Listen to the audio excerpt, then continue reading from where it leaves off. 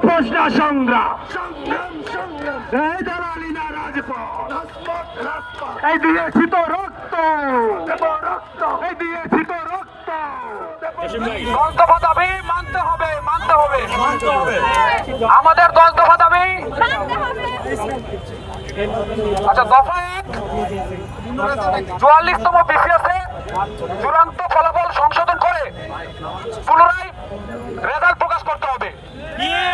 সেক্ষেত্রে একই ক্যাডারে পুনঃ সুপারিশ হতে এবং বিদ্যমান ক্যাডারের নিচের ক্যাডারে সুপারিশ না হওয়ার জন্য ক্যাডার পছন্দক্রম প্রত্যাহার বা পুনরায় গঠনের সুযোগ দিতে হবে।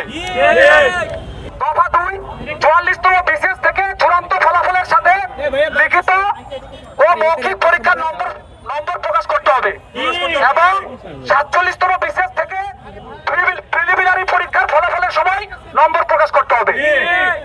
দফা 3, 48তম বিসিএস লিখিত পরীক্ষা 46তম বিসিএস লিখিত এর সাথে ওভারল্যাপ হওয়ায় 48তম বিসিএস এর সময়সূচি যৌক্তিক সময়ে পুনরায় নির্ধারণ করতে হবে এবং বর্তমান সময় বিবেচনায় চিকিৎসকদের প্রার্থিতার সময় 34 বছর নির্ধারণ করতে হবে।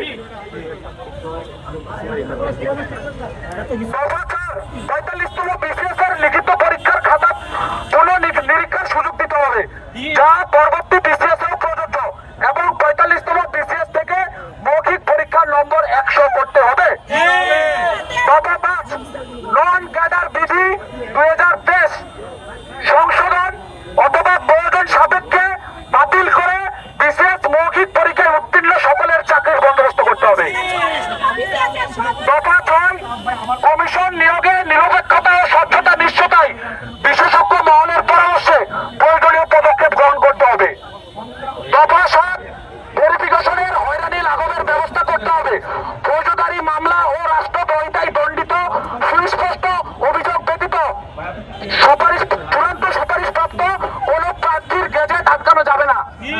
যদি কোনো প্রার্থীর গেজেট আটকানো হয় তাহলে তার সুস্পষ্ট কারণ প্রকাশ করতে হবে এবং গেজেট আটকানোর বিরুদ্ধে অভিযোগ জানানোর সুযোগ থাকতে হবে। দফা 8, 46তম বিসিএস লিখিত পরীক্ষায় প্রশ্ন ফাঁসে জড়িতদের শাস্তির ব্যবস্থা করতে হবে এবং ভবিষ্যতে 46তম বিসিএস বাতিলের কোনো সম্ভাবনা তৈরি হবে না, এই মর্মে নিশ্চয়তার ব্যবস্থা করতে হবে। দফা 9, লিখিত খাতার মূল্যায়নে গতিময়তা, নিরাপত্তা ও নিরপেক্ষতা আনয়নে কমিশনে বসে খাতা দেখার ব্যবস্থা করতে হবে। দফা 10, বিসিএস জট নিরসনে দ্রুত অধ্যাদেশ জারি করে অস্থায়ীভাবে কমিশনের বিজ্ঞ সদস্য সংখ্যার সীমা